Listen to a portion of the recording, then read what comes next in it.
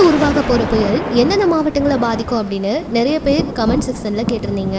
ஆனா ஒரு தனியார் நாளிதழில் மட்டும் இதை பத்தி போட்டிருந்தாங்க. எந்தெந்த மாவட்டங்கள் அப்படின்னு தனித்தனியா இந்த மாவட்டங்களுக்கு ரொம்ப பாதிப்பு அப்படிங்கிற மாதிரி எல்லாம் சொல்லல. நிவர் புயலுக்கு எப்படி சொல்லியிருந்தாங்களோ அந்த மாதிரியெல்லாம் இந்த புயலுக்காக தனியா எதுவும் சொல்லல. எல்லா இடங்கள்லயும் பரவலா மழை பெய்யறதுக்கு வாய்ப்பு இருக்கு அப்படிங்கிற மாதிரி மட்டும் சொல்லியிருந்தாங்க. நிவர் புயலை தொடர்ந்து புதிய காற்றழுத்த தாழ்வு பகுதி உருவாயிருக்கு. இதை பத்தி சென்னை வானிலை ஆய்வு மையம் தான் தெரிவிச்சிருந்தாங்களாம். நிவர் புயல் வட தமிழகம் மற்றும் புதுச்சேரியில ரொம்ப பெரிய பாதிப்பை ஏற்படுத்திருச்சான். இந்த புயல் பார்த்தா 25ஆம் தேதி கரையை கடந்திருக்கு. அதுக்கப்புறம் நிவர் வலு விழுந்துருச்சு அப்படிங்கிறதையும் சொல்லியிருந்தாங்க. அதுல காற்றழுத்த தாழ்வு மண்டலமா உருவாகி கர்நாடகத்தை நோக்கி சென்றுவிடும் அப்படின்னு சென்னை வானிலை ஆய்வு மையம் தான் இதை பத்தி தெரிவிச்சிருந்தாங்களாம்.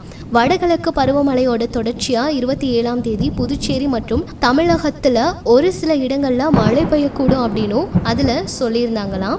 சில இடங்கள்ல 29ஆம் தேதி வரைக்கும் மழை தொடரும் அப்படின்னும் சென்னை மற்றும் புறநகர் பகுதிகளில் வானம் பொதுவா மேகமூட்டத்தோடு காணப்படும் அப்படின்னும் சென்னை வானிலை ஆய்வு மையம் தான் தெரிவிச்சிருந்தாங்களாம். இதற்கிடையே தான் 29ஆம் தேதி புதிய காற்றழுத்த தாழ்வு பகுதி உருவாக இருக்கு. அது வலுவடைஞ்சதுக்கு அப்புறம் மேற்கு திசையை நோக்கி நகர்ந்து தென் தமிழகம் நோக்கி வரும் அப்படின்னு எதிர்பார்க்கப்படுதான்.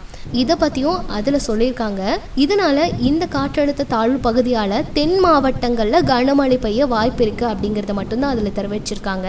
எந்தெந்த மாவட்டங்கள் அப்படிங்கறத தனியா அவங்க சொல்லல. அதே மாதிரி இந்த புதிய காற்றழுத்த தாழ்வு பகுதி தமிழக கடற்கரை நோக்கி நகர வாய்ப்பு இருக்கான். இதனால டிசம்பர் 1 இருந்து 3ஆம் தேதி வரைக்கும் கூட பரவலா மழை பெய்ய வாய்ப்பு இருக்கு அப்படின்னு சொல்லியிருந்தாங்க. இந்த அறிக்கையில இந்த காற்றழுத்த தாழ்வு புயலா மாறினா கண்டிப்பா இதுக்கு புரவின்னு பேர் வைக்கப்படும் அப்படிங்கிறதையும் அவங்க சொல்லியிருந்தாங்க. அடுத்த 24 மணி நேரத்துல இது காற்றழுத்த தாழ்வு மண்டலமா வலுப்பெறும். இது தமிழக கடற்கரையை நோக்கி நகரக்கூடுன்னு சொல்லியிருக்காங்க.